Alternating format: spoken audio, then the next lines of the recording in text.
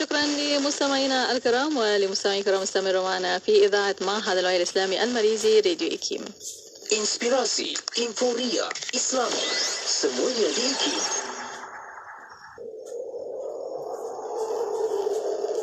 بسم الله الرحمن الرحيم ويل لكل همزة لمزة الذي جمع مالا وعدده يحسب أن ماله أخلده كلا لينبذن في الحطمة وما أدراك ما الحطمة نار الله الموقدة التي تطلع على الأفئدة إنها عليهم مؤصدة في عمد ممددة. Dengan nama Allah yang Maha Pemurah lagi Maha Mengasihani. Kecelakaan besar bagi tiap-tiap pencaci pengeji yang mengumpulkan harta dan berulang-ulang menghitung kekayaannya. Ia menyangka bahawa hartanya itu dapat mengekalkannya dalam dunia ini. Tidak. Sesungguhnya dia akan dicampakkan ke dalam Al-Khutamah.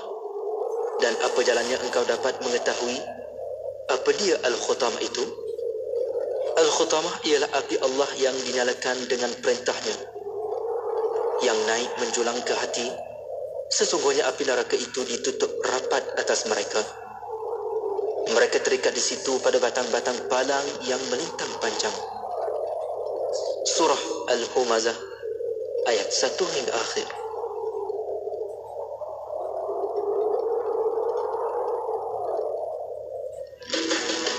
Daripada Sa'ad bin Abi Waqqas berkata, dia mendengar Rasulullah sallallahu alaihi wasallam bersabda, "Inna Allah yuhibbul 'abd at-taqiyyal ghaniyal khafi."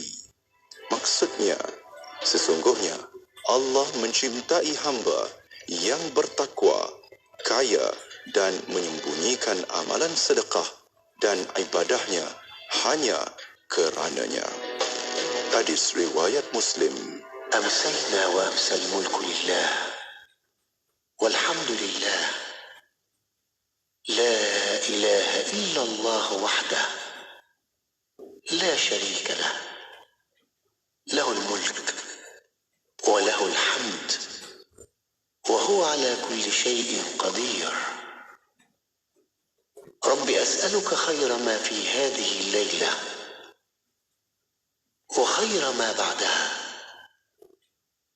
وأعوذ بك من شر ما في هذه الليلة وشر ما بعدها رب أعوذ بك من الكسل وسوء الكبر رب أعوذ بك من عذاب في النار وعذاب في القبر.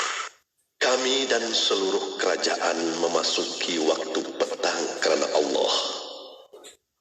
Segala puji bagi Allah. Tiada sesembahan yang berhak disembah melainkan Allah semata. Tiada sekutu baginya.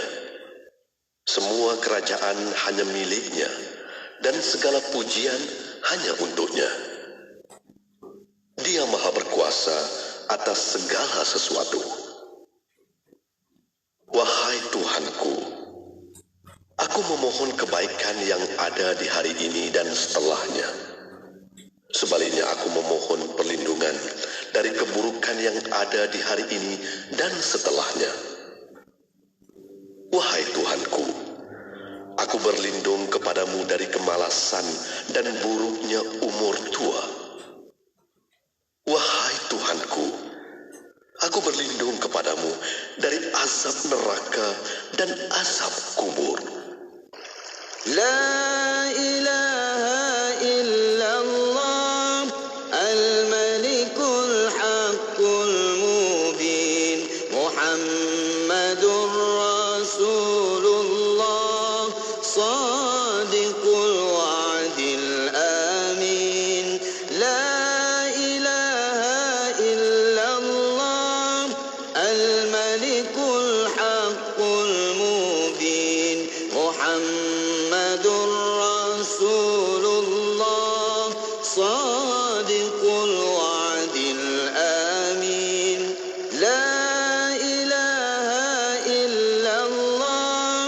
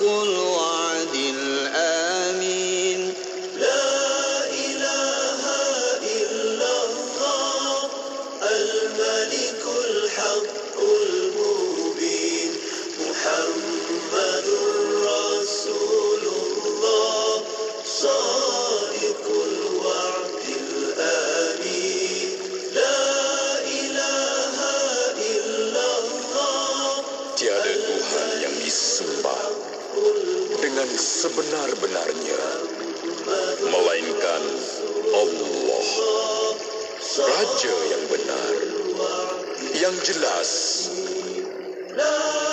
Dan Muhammad itu pesuruh Allah.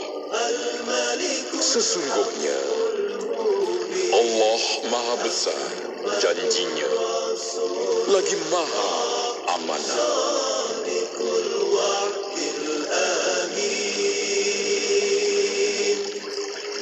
Ayo bersama-sama dalam infak pembinaan Masjid Kampung Sungai Pusu Gombak. Percayalah, sesungguhnya tidak akan berkurang harta dengan melakukan sedekah. Anda terus boleh berinfak melalui laman sesawang masjidsungaipusu.com atau ke akaun Bank Islam 1416-2011-000520. Jom infak. Penjagaan warga tua di Malaysia lazimnya diletakkan di bawah penjagaan informal berbanding dalam institusi. Ia dilakukan atas dasar tanggungjawab, kasih sayang dan membalas budi. Dalam Islam, anak-anak dituntut untuk melayani ibu bapa, khususnya yang telah lanjut usia, dengan lemah lembut. Bagaimanapun, masyarakat dilihat kurang memberi tumpuan dan perhatian kepada kesejahteraan penjaga warga emas kerana ia dianggap sebagai isu kekeluargaan dan sensitif untuk dibincangkan. Hakikatnya, prospek penjaga bagi warga emas melangkaui skop tanggungjawab, hubungan kekeluargaan dan emosi kerana turut melibatkan aspek keupayaan, sistem sokongan dan kemampuan penjaga. Isu ini menjadi semakin penting kerana populasi warga tua semakin meningkat dan Malaysia perlu bersedia menjadi sebuah negara tua menjelang 2030. Bagi membincangkan isu ini, IKIM akan menganjurkan program muzakarah pakar hak dan tanggungjawab penjaga warga emas menurut perspektif Islam pada 14 Mac 2023. Kami mengalu-alukan penyertaan daripada wakil agensi kerajaan berkaitan, pengendali pusat kebajikan warga emas, persatuan dan ketua masyarakat setempat, ahli akademik, penyelidik, penjaga warga emas dan individu yang berminat untuk menyertai muzakarah pakar ini. Tempat adalah terhad. Layari laman web IKIM untuk maklumat lanjut. Nak tahu kelajuan peranti pintar dalam 5G? Di MMU ada jawapannya. Nak tahu bagaimana kandungan kreatif dan perniagaan atas talian dikuasai? Di MMU ada jawapannya. Nak tahu bagaimana cyber security dan undang-undang berfungsi? Di MMU ada jawapannya. Semua itu dan banyak lagi ada di Multimedia University kerana MMU ialah anda menerajui masa hadapan digital. Layari mmu.edu.my. Anda kini sedang mendengar Destinasi IKIM bersama Mona Jasman. Inspirasi Informa Islami hanya di Regensi Kefahaman Islam Malaysia. Terima kasih kepada anda yang masih setia bersama kami untuk waktu ini. Alhamdulillah, untuk petang ini masih bersama Destinasi IKIM untuk jam kedua. Masya Allah, kita ada rancangan khas yang kita sediakan untuk anda setiap hari Isnin bersama rancangan Raudah Jiwa yang kita akan bersama yang berbahagia Datuk Dr. Haji Muhammad Fazilah Kamsa, pakar motivasi untuk membincangkan tentang kaedah membuang tabiat buruk. Dan untuk itu kita akan membawa secara langsung di FB Live IKIM FM, di YouTube IKIM Media untuk anda boleh tonton di situ, dan soalan pertanyaan boleh hantarkan melalui WhatsApp konti 0112900404. Dan untuk para pendengar terus setia bersama kami menantikan rancangan Raudah Jiwa sebentar sahaja lagi.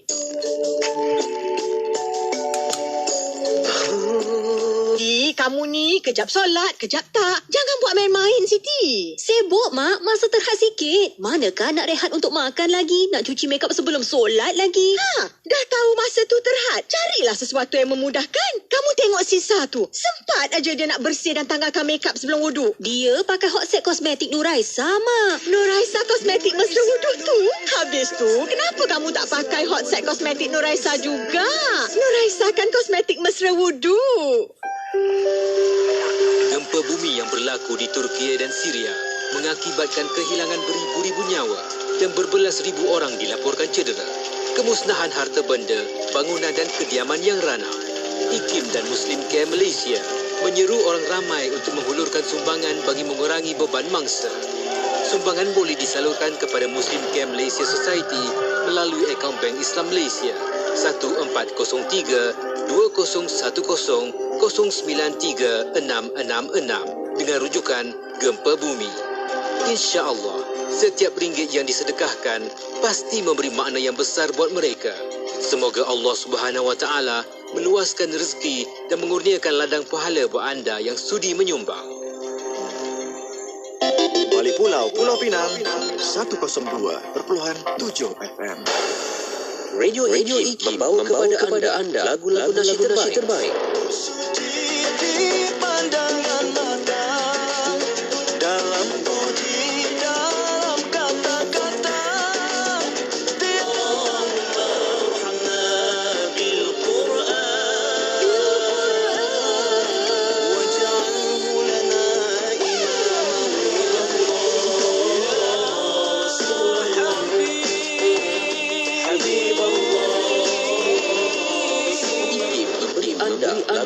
Lagu-lagu yang mengusik jiwa.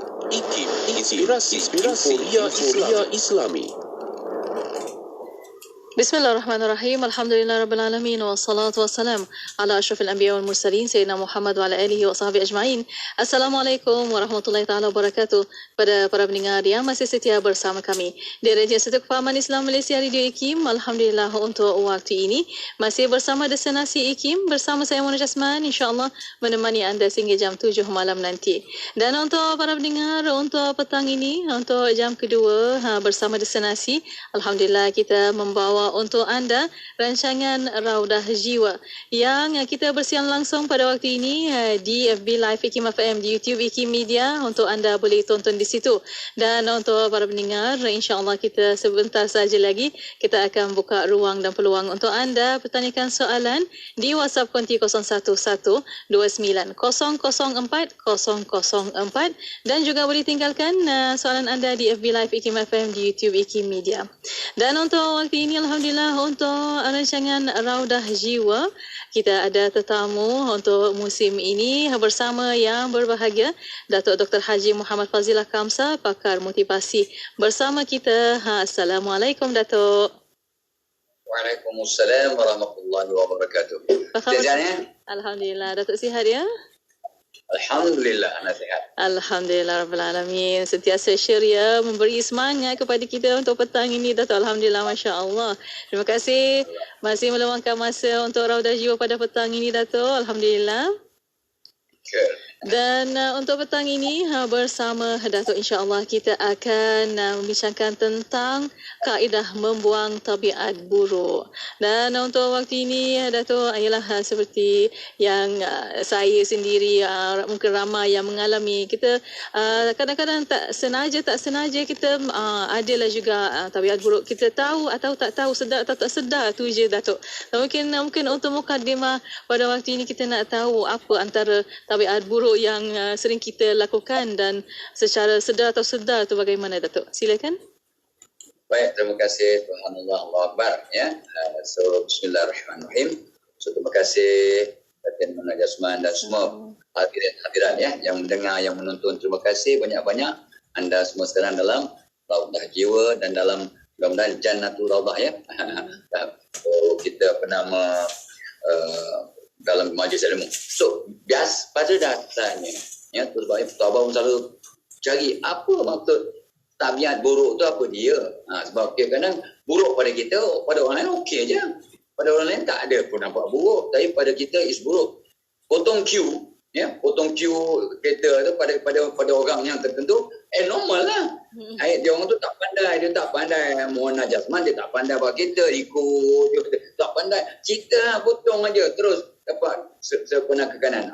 Padahal potong queue, kalau orang yang kita kena potong tu, yang kita potong itu sakit hati, kecil hati ataupun marah, maka kita berdosa sebenarnya. Jadi apakah itu tidak tabiat buruk? Tindakan ataupun amalan kita yang ada kesan negatif, baik pada kesihatan diri kita, fizikal ke, mental ke, ataupun mencacatkan atau hubungan sosial.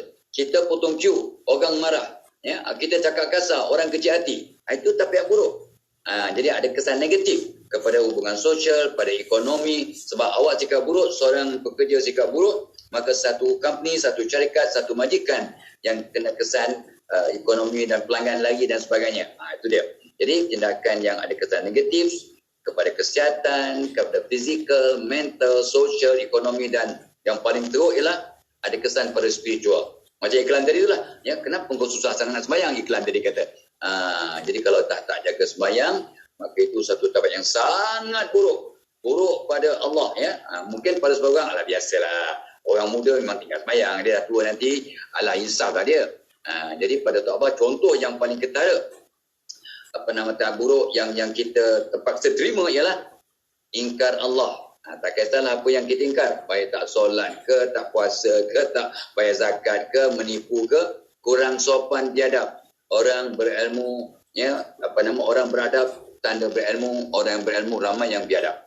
Jadi kalau kita biadab, kurang sopan, memang bad habit, lewat bad habit ataupun tabiat buruk, bohong, bertangguh-tangguh, terlalu keras pada diri. Dia punya expectation, pengharapan pada diri terlampau tinggi sampai dia pun sengsara, dia pun stres. Itu tabiat buruk sebenarnya. Aku nak matlamat yang terbaik. Betul. Tapi ada dia punya had dan limit, dan ada dia punya kadarnya.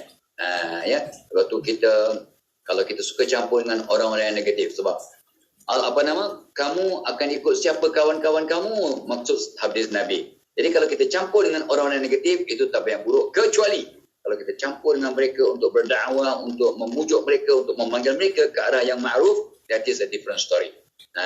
Ya. Lepas tu kita sentiasa fokus pada yang busuk, pada yang negatif. Ya. Orang yang hebat fokus pada solusi, pada benda baik. Orang yang tak hebat, yang bermasalah tabiat buruk, dia fokus pada yang tak elok, pada masalah, pada penyakit. Yang lain tu biasalah kan, lepaknya, dengki, salahkan orang, yang memperlekeh kejayaan orang. Ini dia, ya, antara contoh-contoh tabiat buruk yang kadang-kadang kita tak perasan pun, ya. Termasuklah ini dia yang kita tak perasan, malas belajar perkara baru, tak nak belajar ilmu. Ramai orang yang tak cari ilmu, padahal itu tabiat yang sangat buruk sebenarnya. Itu dia menanya, insyaAllah. Ya, Alhamdulillah Dato'. Itulah sedar tak sedar kita melakukan kadang-kadang ialah apa yang kita buat pun kadang-kadang tak perasan Dato'. Baik untuk kita tu, tapi mungkin buruk untuk orang lain. Itulah bagaimana kita nak tahu perkara ini. Memang kita belajar Dato', tapi kadang-kadang dah belajar, dah tua, dah tahu segalanya, tapi masih lagi dalam diri dia tak nak berubah. Bagaimana Dato'? Itulah dia. Kadang-kadang kita ni sebenarnya Tok Abah selalu pesan pada anak-anak sendiri dan pada semua orang lah. Langkah pertama untuk kita berubah, kena terima hakikat kita ada masalah, kita ada tabiat buruk, kita ada kelemahan, kita ada kekurangan, dan kita banyak dosa. Terima tu dulu. Tapi kalau kita kata aku okey ke, alah Mona je sibuk kata aku tak okey lagi ni, aku okey apa? Ya, pasangan aku pun tak komplain, mak bapak aku tak komplain. Yalah, ya, kadang mak bapak ni kadang tak komplain bukan sebab kita okey, tapi sebab mereka tak sampai hati, mereka tak nak kecilkan hati. Sebab mereka tahu yang kita ni jenis sentap dan sebagainya. Jadi, apa antara punca yang susah sangat nak berubah sampai kekalkan tabiat buruk? Apa yang pertamanya, contoh negatif yang selalu kita lihat. Sebab manusia belajar melalui apa yang dilihat. Jadi kalau mak bapak yang tertib, yang disiplin, yang hormat orang tua, biasanya, ya, sunatullah, insyaAllah anak-anak pun ikut perangai.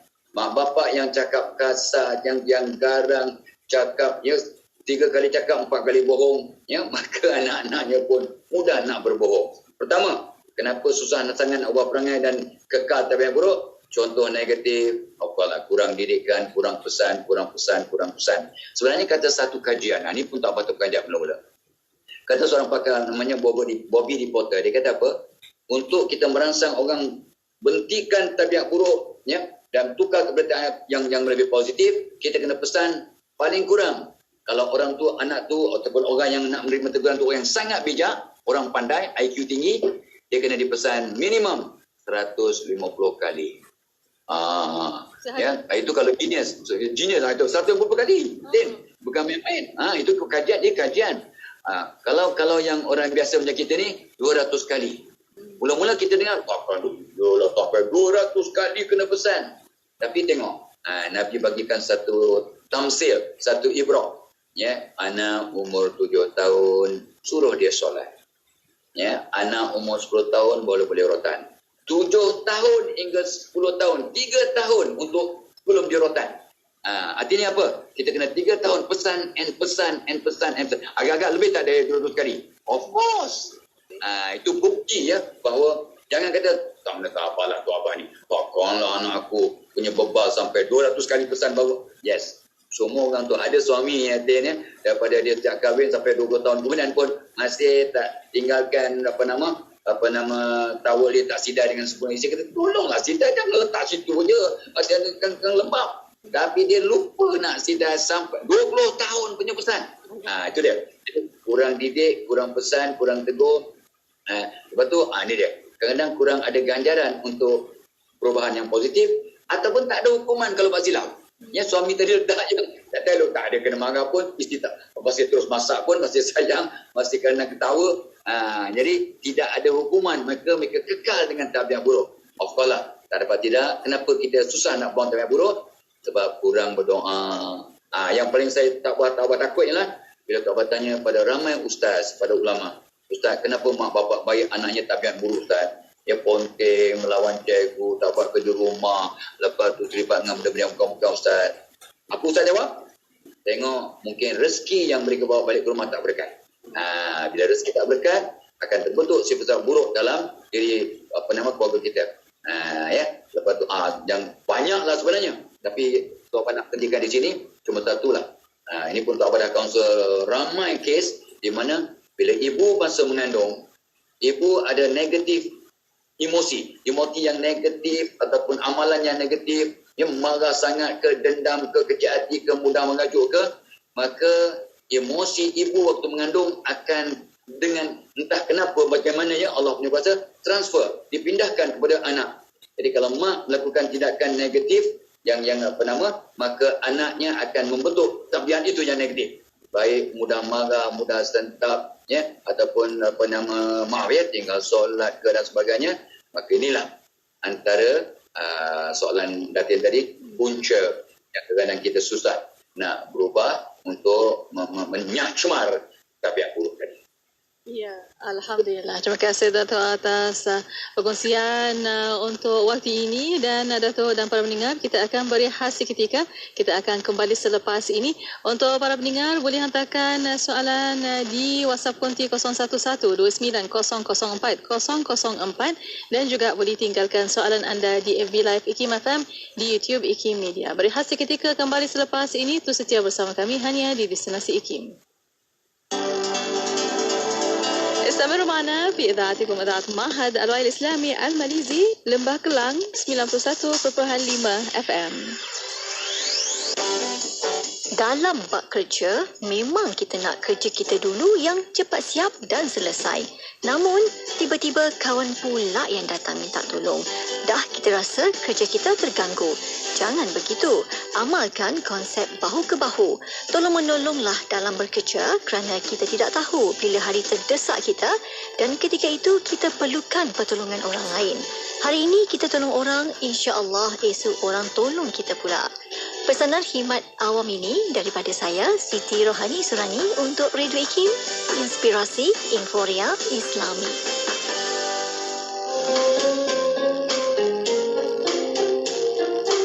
Di dalam sebuah hadis yang diriwayatkan daripada Zuhrah Ibni Ma'bad daripada datuknya, bahawasanya datuknya berkata, kunna ma'an nabiyyi sallallahu alaihi wasallam wa huwa akhidun bi yadi Umar ibn al-Khattab, faqala lahu Umar, ya Rasulullah, la anta ahabbu ilayya min kulli shay illa min nafsi. Faqala an-nabiy sallallahu alaihi wasallam, la walladhi nafsi bi yadihi hatta akuna ahabba ilayka min nafsik.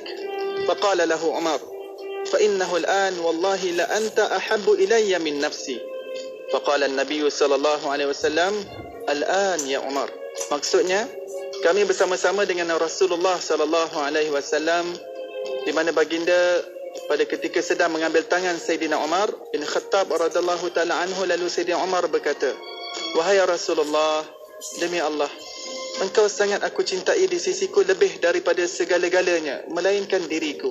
Lalu Rasulullah sallallahu alaihi wasallam bersabda, demi zat yang mana jiwaku dalam genggamannya, tidaklah beriman seseorang itu dengan iman yang sempurna sehinggalah aku menjadi yang paling dia cintai di sisinya melebihi walaupun dirinya sendiri.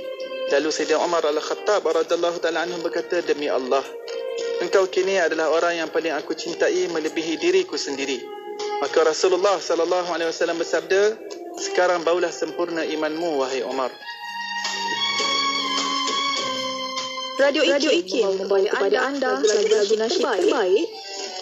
Begitu indah dunia, siapapun kan tergoda. Ya Muhammad Rasulullah. IKIM memberi anda lagu-lagu nasyid yang mengusik jiwa. IKIM, inspirasi Inforia Islami. Bismillah, alhamdulillah, wassalatu wassalamu ala rasulillah. Alhamdulillah masih bersama destinasi IKIM pada waktu ini untuk rancangan Raudah Jiwa, dan untuk para pendengar masih lagi boleh tonton di FB Live IKIM FM, di YouTube IKIM Media. Untuk anda boleh juga tag kawan-kawan untuk kita sama-sama apa perkongsian untuk petang ini disebarkan sebanyak mungkin dan dapat ilmu yang bermanfaat terus direct daripada moderator kita untuk petang ini yang berbahagia, Datuk Dr. Haji Muhammad Fazilah Kamsa. Masih membincangkan tentang tabiat buruk, kaedah untuk membuangnya, Datuk. Dan saya nak tahulah, Datuk, tadi ada menyebut tentang kelakuan negatif, dan kita nak tahu bagaimana, Datuk, perlakuan negatif ini jadi akhirnya kekal menjadi tabiat buruk untuk kita. Silakan, Datuk. Yalah, sebenarnya tabiat negatif ni memang akan jadi tabiat buruk sebab kita berulang-ulang, kita ulang-ulang kita lakukan tanpa sedar atau dengan sedar. Ya, sebab kalau ikut kajian psikologi, dia kata apa? Tabiat buruk tu kalau nak dibentuk atau nak dibuang, dia akan mengambil masa antara 18 hingga 254 hari. Tetapi ada hadis yang menjelaskan bahawa secara umumnya insya-Allah satu tabiat itu dapat dibentuk dalam masa 40 hari. Insya-Allah. Dengan syarat kita tahu kaedahnya. Itu yang kita nak bincang petang ni, insya-Allah, ya, bagaimana kaedahnya. Ya, kita nak membuang nak tabiat buruk ni supaya kita jadi orang yang lebih Allah redha dan orang sukalah. Sebab hablum minallah wa hablum minan nas, ya. Bila Allah redha dan orang suka, mudah-mudahan kita selamat di dunia, di kubur dan di akhirat. Jadi, apa kaedah yang paling mapan, paling tepat, paling berkesan untuk kita menyah cemar, membuang tabiat buruk kita? Yang tak abang bagi awal-awal tadi, sedari bahawa aku ni ada sifat buruk. Aku ni memang kalau aku naik semangat, aku cakap kasar, aku tak jaga bahasa. Orang tua ke orang muda, aku belasah sama je. Aku cakap kasar. Itu kita kena sedar tu. Ada bantu kita akan cari usaha. Sebab kalau dah sedar, kita dah terima itu masalah dan keburukan kita, maka kita akan ada usaha, dan ada doa, dan ada kata tu kaedah ataupun metode uslub untuk mengatasi sifat buruk itu. Dan kita kena azam lah. Ya Allah, apa nak buat? Aku masih muda. Memanglah ada sifat buruk, biasalah. Kan kalau dah tua, dah umur 40 ke atas ke, 50, 60, pencen ke, okeylah tu. Ya, okey.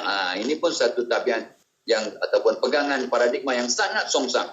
Betul. Mungkin namanya orang berubah umur 40, sebab kalau umur 40 tidak berubah, maka takkan takut kekal jahat sampai meninggal dunia. Ada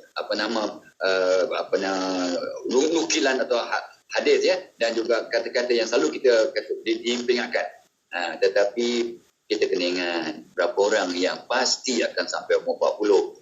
Baby meninggal, budak umur 2 tahun meninggal, umur 10 tahun meninggal. Jadi takut-takut anda dan Tok Abah, yang bertangguh-tangguh ni, sebab kata dah tua nanti bolehlah aku buang tempat buruk. Muda lagi, hidup cuma sekali. Muda cuma sekali. Okey. So, itu satu. Yang keduanya, tak dapat tidak. Tok Abah cakap dengan orang Islam, of course lah. Dengan orang bukan Islam pun. Mereka semua mengesahkan untuk kita buang tabiat buruk, untuk dapat bentuk tabiat-tabiat yang positif. Tak dapat tidak, kita kena pulang kepada pencipta. Kita kena berdasarkan kepada Allah, ketuhanan lah. Orang Hindu kata begitu, orang Kristian kata begitu, orang Islam memanglah. Kita memang kena balik pada Allah. Sebab seketul daging. Kalau bersih, satu badan akan sehat, cemerlang, positif. Ya, termasuk banyak sifat-sifat mahmudah akan terbentuk. Dan hati bersih itu kena digilap dengan ibadah, dengan solat, dengan istighfar, dengan Quran, dengan sedekah. Jadi balik kepada Allah. Ya, itu satu nasihat yang tak dapat tidak kita wajib pesan. Ya, itu berkaitannya dengan nombor 3. Nombor 3, kaedah yang sangat manjur, yang sangat makbul untuk kita membuang sifat buruk dan bentuk sifat negatif positif ialah dengan tiap-tiap hari murnikan hati. Ya, kita cuci gigi, gosok gigi, cuci muka, basuh kaki, basuh tangan, macam-macam, tapi kadang lupa nak basuh hati. Nak basuh hati. Dan maaf ya, Tok Abah selalu ceritakan benda yang sama ni. Ya, di mana-mana Tok Abah pergi, termasuk 2-3 hari lepas, I was in Singapore. Di Singapura pun tanya juga audience, berapa orang yang malam tadi solat taubat angkat tangan, bukan nak cari salah orang, nak tahu situasi. So, dalam beratus-ratus depan tu adalah 4-5 orang angkat tangan. Jadi maksudnya memang itulah, di mana-mana pun kita pergi, 2-3-4% saja manusia di Malaysia ataupun di ASEAN lah ya, yang tiap-tiap malam solat taubat. Kenapa sibuk tentang solat taubat? Solat taubat adalah kaedah yang sangat manjur, yang sangat digalakkan untuk murnikan hati. Nabi SAW bersabda, mafhumnya, aku bertaubat 100 kali sehari. Maksud hadis yang kita selalu tahu dengar ya, maksudnya istighfar.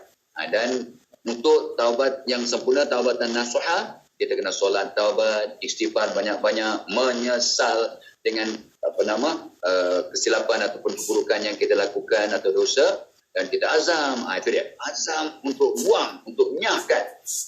Itu jadi murnikan hati tetap malam. So adik-adik, para mendengar, Tok Abah pesan pada diri ya, jangan lupa mulai malam ni jangan kita tidur, no matter what, walaupun kita sakit ke, demam ke, letih ke, merangkaklah ke bilik air untuk ambil wuduk kalau dah batal, dan solatlah 2 rakaat solat taubat sebagai ikhtiar yang sangat berkesan untuk murnikan hati.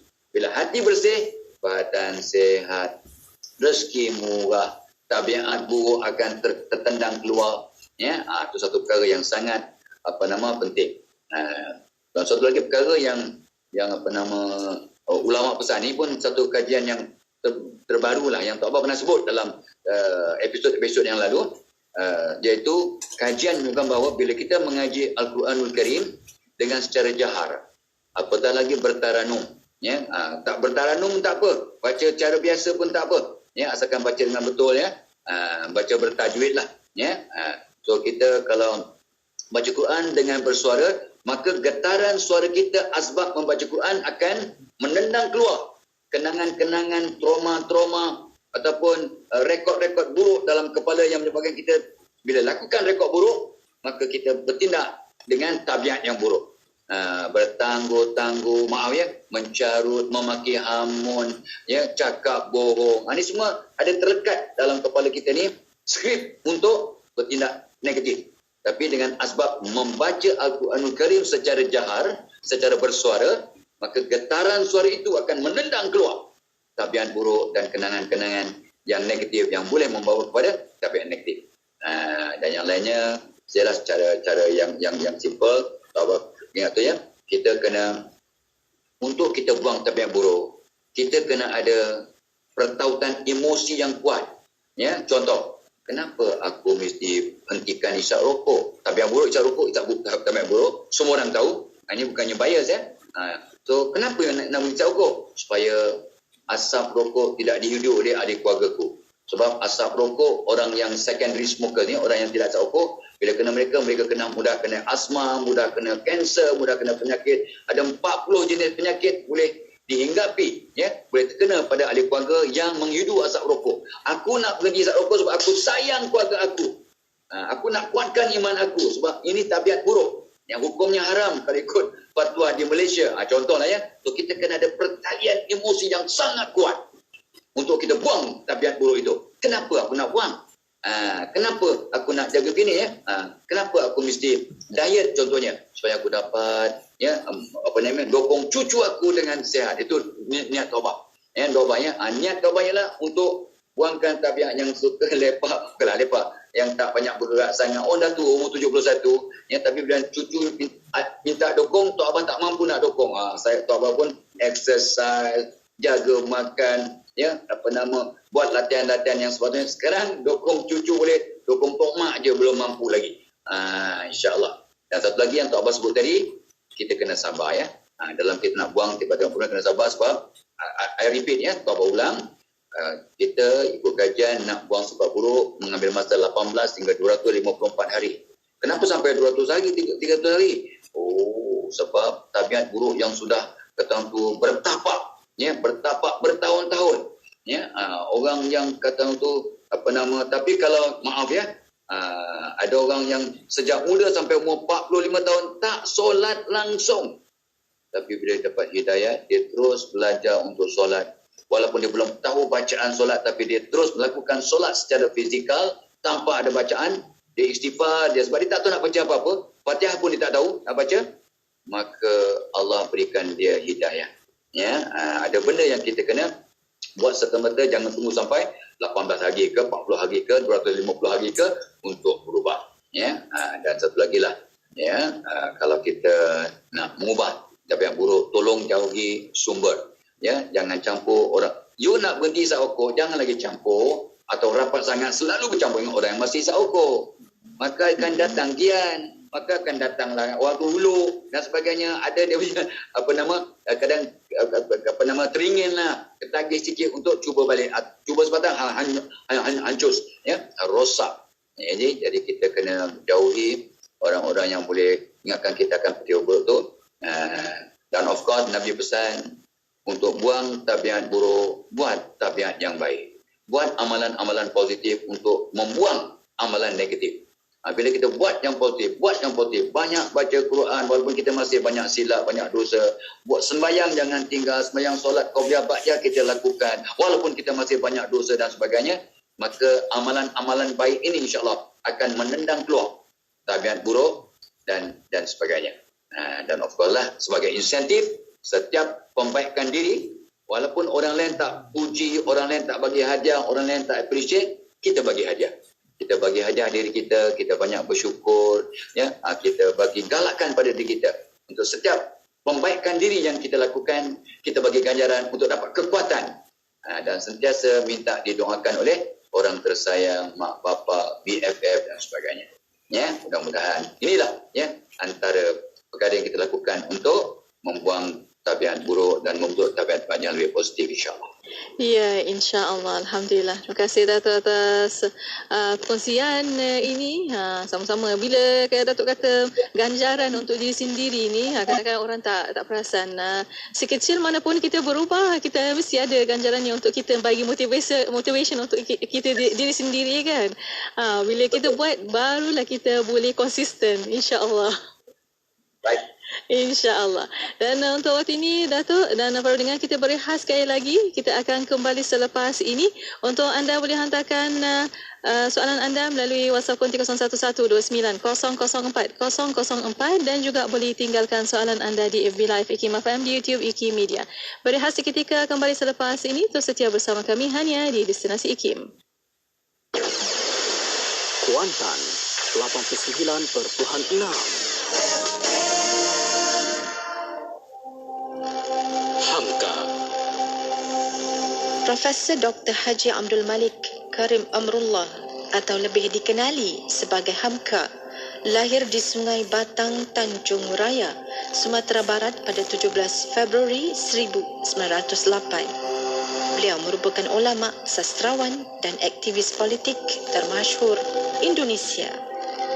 Hamka aktif berdakwah sejak usia remaja. Wadah yang dipilih beliau ialah penulisan dan pidato.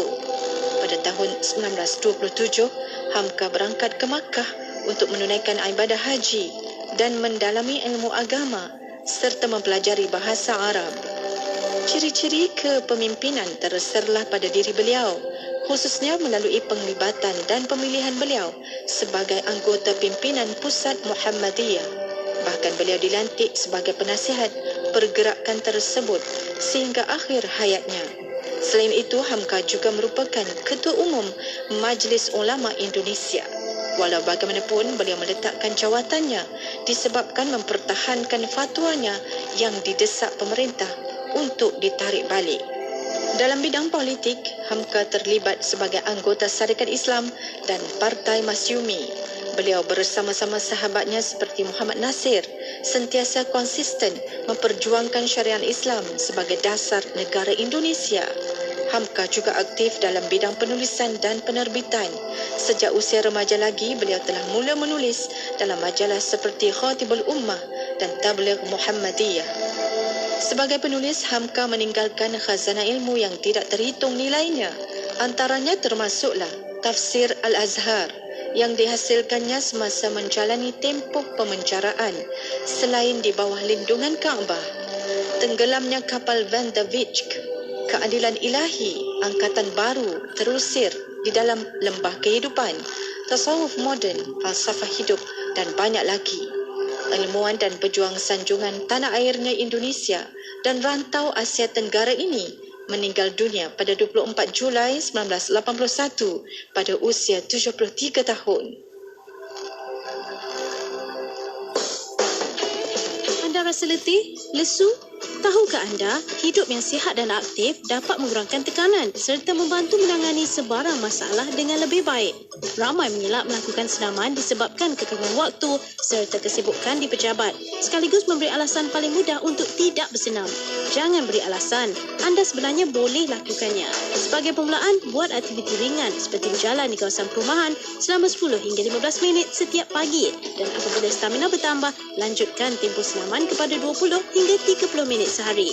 Malah hanya dengan barang yang sedia ada di rumah, semua orang boleh bersenam. Contohnya, botol air yang diisi penuh dan dijadikan sebagai pemberat untuk membentuk otot tangan. Jadi, tiada alasan lagi. Mulakan gaya hidup sihat dan ceria hari ini. Radio IKIM membawa kepada anda lagu-lagu nasyid terbaik di Malaysia.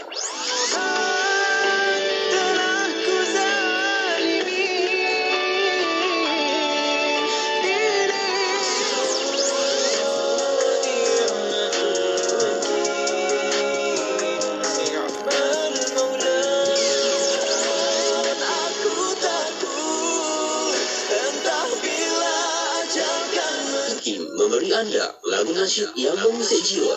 IKIM, inspirasi Inforia Islami. Inspirasi Inforia Islami hanya di Radio Institut Kefahaman Islam Malaysia.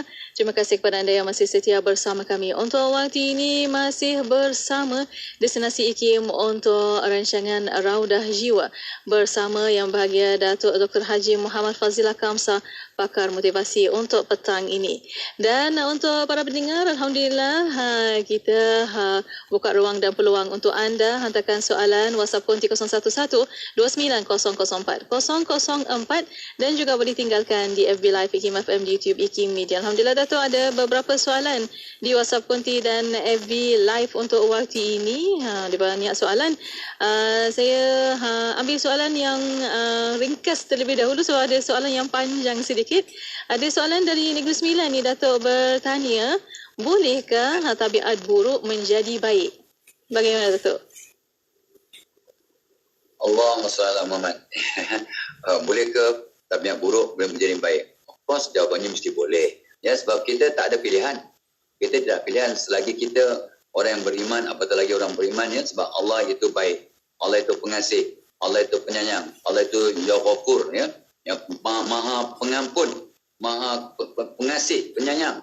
Maka mana mungkin Allah akan tinggalkan hamba-Nya, ya, yang nak buat baik, nak jadi baik, kekal jahat dengan syarat, ya, dia kan ada ilmu, ada kawan, ada guru, ada usaha, ada azam, ada doa, ada ikhtiar, dan of course ada tawakal. Yes, semua orang tabiat buruk macam mana pun dan tak apa dah bagi hindari. Semua Nabi pesan cara terbaik untuk membuang tabiat buruk ialah dengan buat kebaikan, buat kebaikan, buat kebaikan. Jadi itulah yang ditanya oleh seorang manusia kepada seorang syekh. Ya syekh, kawan aku ni dia tak solat, tapi dia suka buat baik, dia derma sana, derma sini, dia suka tolong orang, tapi dia tak solat. Kawan saya ni, dia solat, tapi mulut jahat, kedekut, bakhil, bagai nak mampu. Kata, punya kedekut, tapi dia solat. Mana lebih baik? Orang yang solat tapi kedekut dan bakhil dan mulutnya jahat, ataupun orang yang baik tetapi tak solat. Orang yang baik perangai tapi tak solat. Apa kata Syekh? Dua-duanya baik. Dua-duanya baik. Sebab solat dia mudah-mudahan akan akhirnya mengubah tabiat buruknya jadi baik, dan tindakan baiknya akhirnya insya-Allah akan menyebabkan dia solat. Yang tak baiklah orang yang sibuk tengok orang lain, mengata orang lain, komplain tentang orang lain. Itu yang tak baik. Itu soalan tadilah. Ya tak apa jawab begitu. Iya, Alhamdulillah. Terima kasih Datuk. Dan ada soalan satu lagi di YouTube. Iki Media bertanya, Rashid Reza. Bagaimana nak bagi kematangan umur 40 bagi golongan berumur 20 lebih, golongan belia? Bagaimana? Maknanya pengalaman itu nak bagi kepada orang muda ni. Oh, I like that. Bagaimana ya? Umur baru 20-an tapi nak dapat ialah kebaikan ataupun pengalaman. So, benda yang sangat mahal dalam dunia ini ialah pengalaman. Ya, itu sebabnya kata seorang sarjana yang tak ingat siapa, tapi dia kata tak suka sangat kata ni ya. Ya, orang pandai belajar daripada kesilapan dan pengalamannya sendiri. Tapi orang bijaksana belajar dari kesilapan dan pengalaman orang lain. Ya, orang pandai dia terantuk terus tengadah. Orang yang bijaksana, orang lain terantuk, kita tengadah. Jadi soalan yang sahabat yang bertanya tadi, so langkah pertama yang sangat hebat untuk kita walaupun muda umur 20 nak dapat pengalaman dan juga tabiat orang 40 ialah pertamanya bercampur dengan orang tua-tua ni, bercampur dengan orang tua-tua ni yang baik-baik ni. Sebab bila kita campur, kita akan ikut perangai orang yang kita campur. Yang keduanya berguru. Dan kebanyakan guru kita, guru-guru yang musyrik ni umumnya 40 lah, 40 kata guru-guru yang berpengalaman ni, kita berguru dengan orang berpengalaman ni, insya-Allah kita juga akan dapat nimba. Dua, yang ketiganya tak dapat tidaklah. Ya, sebab ramai orang nak jadi baik, dia tak berdoa untuk jadi baik. Ya, dia tak berdoa jadi walhal nabi yang maksum, yang terbaik, yang terunggul di dunia, apa doa Nabi lepas maghrib? Allahumma aghnini bi ilmi, ya Allah kayakan aku dengan ilmu. Ya, wazayyini bil ilmi, dan hiasi diriku, hiasi diriku dengan sopan santun, yang lemah lembut, tabiat baiklah, ya. Kayakan aku dengan ilmu, hiasi aku dengan sopan santun, wa aqim taqwa, dan muliakan aku dengan takwa, dan sihatkan diriku, ya, wa jamilni bil afiyah, dan cantikkan diriku dengan kesihatan. Nabi pun memohon untuk ada sifat baik, sifat positif. Siapalah awak, siapalah kita. Jadi untuk orang muda nak dapat kehebatan umur 40 dan ke atas, kita betul lah ya, timba pengalaman orang, ikut pengalaman orang, berkawan dengan orang yang dewasa, orang yang matang, berguru dan doa. InsyaAllah kita akan landas yang betul untuk dapat jadi orang mendewasa dan baik, insyaAllah. Amin, insya-Allah. Dan ada satu soalan lagi di FB Live IKIM FM pada waktu ini. Helmi Ali bertanya, macam mana nak istiqamah dari membuat dosa? Allahumma salli ala soalan yang sangat baik ni, seram tak apa dengar ya. Macam mana nak istiqamah? Ya, daripada membuat dosa ya. Jadi dia apa nama, kita nak buanglah sifat buruk ya, yang maksiat dan sebagainya. Pertamanya tak dapat tidak, itulah bila taubat ulang balik soal jawapan pada yang selalu taubat sebut, bila ada sebarang masalah, maka Hasan Basri akan pesan pada orang bertanya, apa pun masalah awak, termasuklah tabiat buruk ke, sakit ke, itu ke, ini yang susah nak dapat jodoh ke, ada hutang banyak ke, disuruh apa? Bertaubat. Dan dia punya hujah ialah surah Nuh ayat 10 hingga 12. Tolong rujuknya, surah Nuh ayat 10 hingga 12, hujah. Kenapa dengan bertaubat maka masalah kita akan selesai satu persatu. Itu garanti dari Allah. Itu jaminan Allah. Itu satu ya. Bagaimana? Yang keduanya, tubah ulang lagi. Ya, berkawanlah dengan orang yang baik-baik, maka kita akan jadi seperti mereka. Sebab Nabi mengesahkan, kamu akan ikut perangai dan amalan dan agama kawan-kawanmu. Jadi berkawan dengan orang yang baik-baik, insya-Allah kita akan berubah jadi baik, insya-Allah. Dua. Yang ketiganya tadi tu tak apa bagiin. Ya, ada sepotong hadis berbunyi, maksudnya lebih kurang, barang siapa yang bertindak cemerlang, ikhlas kepada Allah dan penuh istizaban selama 40 hari, maka Allah akan bentuk sifat-sifat hikmah dalam dirinya melalui lidahnya. Itu salah satu hujah bahawa sesuatu tabiat yang baik akan terbentuk dalam 40 hari. So kita kena amalkan secara istiqamah sampai 40 hari. Pastikan ya dapat 40 hari paling kurang lah ya, agar kita dapat bentuk satu sifat positif itu secara istiqamah, soalan baik. Contohnya kita berpuasa 1 bulan, campur puasa 6, baru 36 hari. Tapi lepas aja habis puasa dan habis puasa 6, balik ke perangai lama. Tempat buruk masih wujud balik. Pasal apa? Mungkin macam-macam sebab lah ya. Mungkin hidayah kita tak dapat dengan sepenuhnya. Mungkin tak cukup 40 hari. Mungkin tak cukup doa. Mungkin macam-macam kemungkinan. Kita tak buat sebarang rumusan ya. Sebab ni Allah saja yang tahu. Tapi itulah ya antara kaedah untuk kita dapat istiqamah dalam buat kebaikan dan dapat nyah daripada benda yang mungkar tadi. Allah. Alhamdulillah. Terima kasih Datuk. Sebenarnya banyak soalan Datuk yang sampai untuk petang ini. Tak sempat kita nak jawab semuanya. Kalau ada kesempatan insya-Allah minggu hadapan kita jawabkan.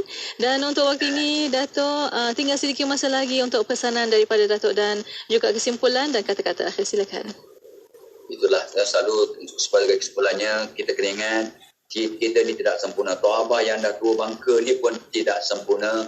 Kita semua masih dalam proses untuk memperbaiki diri dan membuang sifat-sifat buruk. Jadi kena ingat, we are work in progress. Kita masih dalam perjalanan untuk membentuk sifat yang positif. Buang sifat tabiat buruk ni adalah bukannya satu destinasi, tapi satu perjalanan sampai akhir usia. Jadi kita kena bertaubat tetap malam, istighfar banyak-banyak, berdoa banyak-banyak, dan tolong berdoa waktu setengah sedekah. Sangat makbul, terutamanya sedekah subuh. Ya, dan kita tolong orang lain untuk jadi baik. Allah akan hantar bala bantuan untuk jadi kita orang baik. InsyaAllah. InsyaAllah. Alhamdulillah. Di akhirnya kita terima kasih banyak-banyak kepada Yang Berbahagia Datuk Dr. Haji Muhammad Fazilah Kamsa atas perkongsian dan pertemuan untuk petang ini. Jazakallah ana kulla khair Datuk. Untuk petang ini insya-Allah kita jumpa lagi. Assalamualaikum. Waalaikumsalam warahmatullahi wabarakatuh. Alhamdulillah. Dan juga terima kasih kepada para pendengar dan untuk para pendengar terus setia bersama kami. Destinasi IKIM, Inspirasi Emporia Islami. Hiburan mendidik jiwa. Hanya yang terbaik di IKIM, Inspirasi Emporia Islami. Subhanallah walhamdulillah wa la ilaha illallah wallahu akbar wa la hawla wa la quwwata illa billah.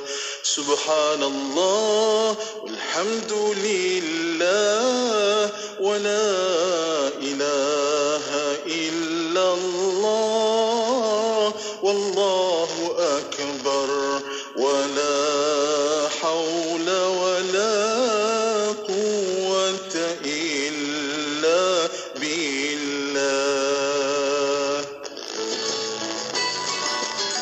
Siapakah dia insan yang paling mulia dibandingkan dengan para anbiya dan para rasul?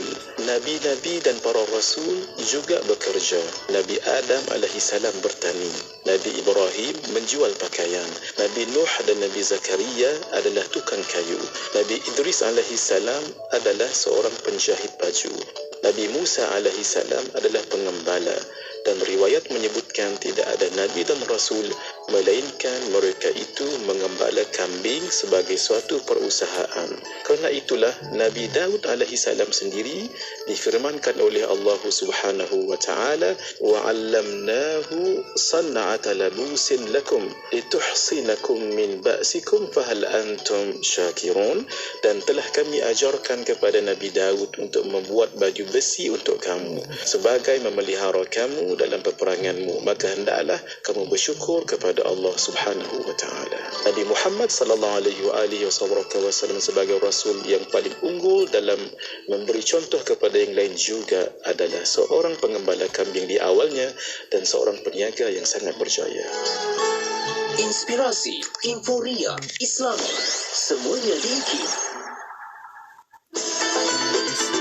Sekarang disampaikan waktu solat fardu maghrib bagi bandar-bandar utama di seluruh Malaysia untuk hari ini 23 Rejab 1444 Hijriah 13 Februari 2023. Kota Kinabalu 6.31 minit malam, Tawak 6.25 minit malam, Lahad Datu 6.21 minit malam, Kuching 6.57 minit malam, Miri 6.40 minit malam, Kanga Alustar 7.31 minit malam, Pulau Pinang 7.32 minit malam, Ipoh 7.31 minit malam, Kuala Lumpur Putrajaya Shah Alam Seremban 7.29 minit malam, Bandar Melaka 7.28 minit malam, Johor Bahru 7.22 minit malam, Kuantan